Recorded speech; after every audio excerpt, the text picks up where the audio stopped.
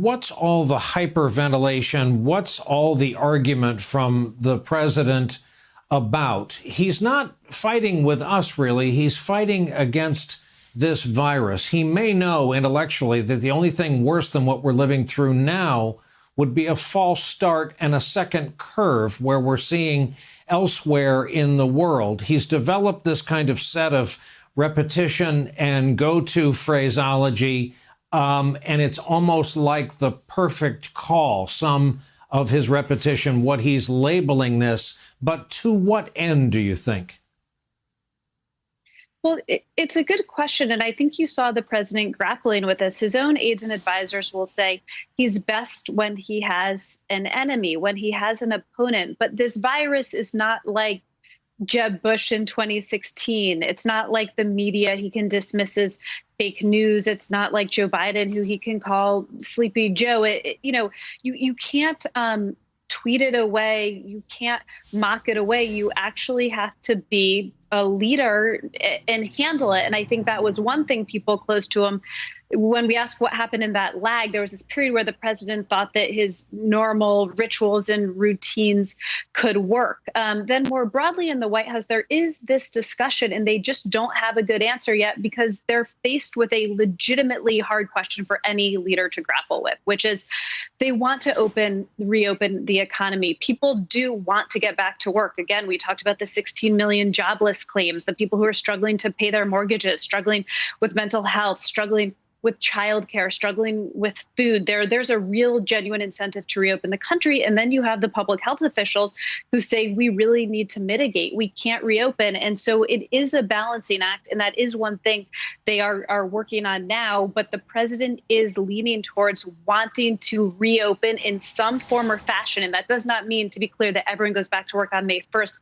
but by that May 1st date. And they do not have any clear plan yet on how to do that.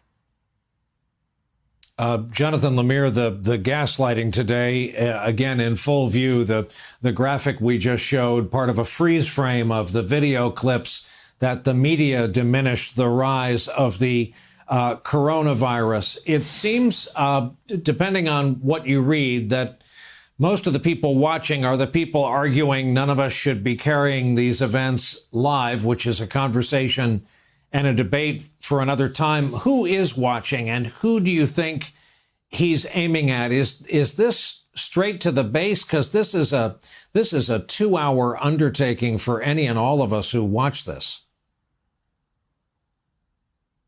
Certainly some of this is aimed at the base, and we're seeing the attacks in the media play towards that audience. The president knows that a lot of his supporters dislike the mainstream media, and he can always sort of score some points. But more than that, it's about trying to undermine the press's credibility when we report bad headlines down the road. Perhaps his supporters will be less inclined to believe them because of the shots the president has taken, the attempts that he tries to paint us as biased, when that, of course, is not what journalists are trying to do in that briefing room. They're trying to get information, and that needs to not be overlooked here. It was a full 40 minutes in today's briefing before the president delivered anything in the sense of sort of facts, of information, in terms of updating a scared and mournful American public as to what the latest was on the pandemic. That took a back seat to his airing of the grievances, his attacks on the press. But he is certainly wrestling with the decision. Ashley is right. There's a real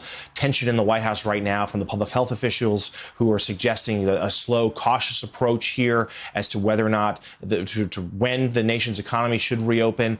Others, including a task force that the president is going to announce tomorrow, that's going to include the likes of Larry Kudlow, Steve Mnuchin, Ben Carson, and others who are forging forward to see how can the nation reopen it and when? And we know what the president wants. He was close to pulling the trigger to have it open up on Easter. It took Fauci and Birx to show him the models of how bad things could get if we were to do that, to ward him off that idea. He is pretty centered on this May 1st date. He's given himself some wiggle room, yes, but that is what he wants. And I think we're going to see here in the coming days an attempt to sort of really justify that decision. This is a president whose whole reelection is based on a strong economy. He needs to get it going again.